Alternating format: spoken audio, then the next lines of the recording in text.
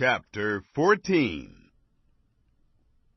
In Iconium they entered together into the synagogue of the Jews, and so spoke that a great multitude, both of Jews and of Greeks, believed.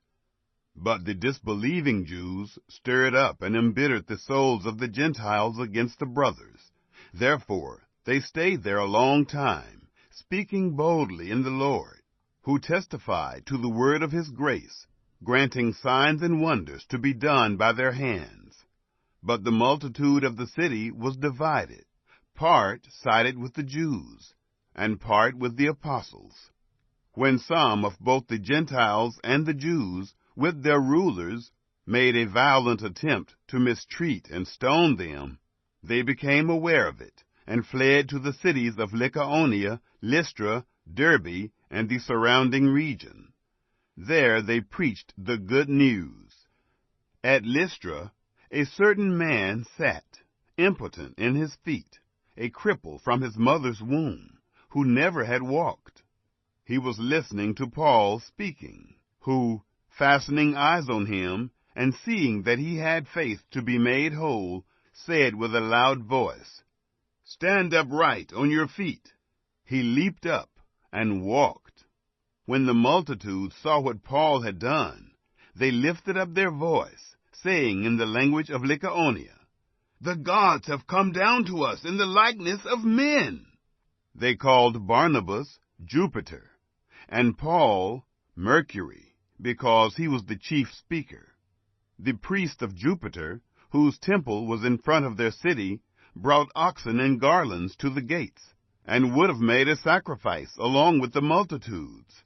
But when the apostles, Barnabas and Paul, heard of it, they tore their clothes and sprang into the multitude, crying out, "Men, why are you doing these things?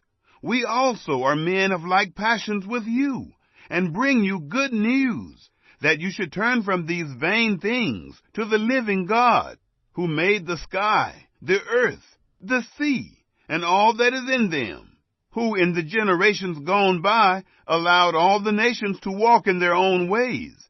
Yet he didn't leave himself without witness, in that he did good and gave you rains from the sky and fruitful seasons, filling our hearts with food and gladness." Even saying these things, they hardly stopped the multitudes from making a sacrifice to them. But some Jews from Antioch and Iconium came there, and having persuaded the multitudes, they stoned Paul and dragged him out of the city, supposing that he was dead. But as the disciples stood around him, he rose up and entered into the city. On the next day he went out with Barnabas to Derbe. When they had preached the good news to that city, and had made many disciples, they returned to Lystra, Iconium, and Antioch, strengthening the souls of the disciples, exhorting them to continue in the faith, and that through many afflictions we must enter into God's kingdom. When they had appointed elders for them in every assembly, and had prayed with fasting, they commended them to the Lord, on whom they had believed. They passed through Pisidia, and came to Pamphylia. When they had spoken the word in Perga, they went down to Attalia. From there they sailed to Antioch, from where they had been committed to the grace of God, for the work which they had fulfilled. When they had arrived, and had gathered the assembly together, they reported all the things that God had done with them, and that he had opened a door of faith to the nations. They stayed there with the disciples for a long time.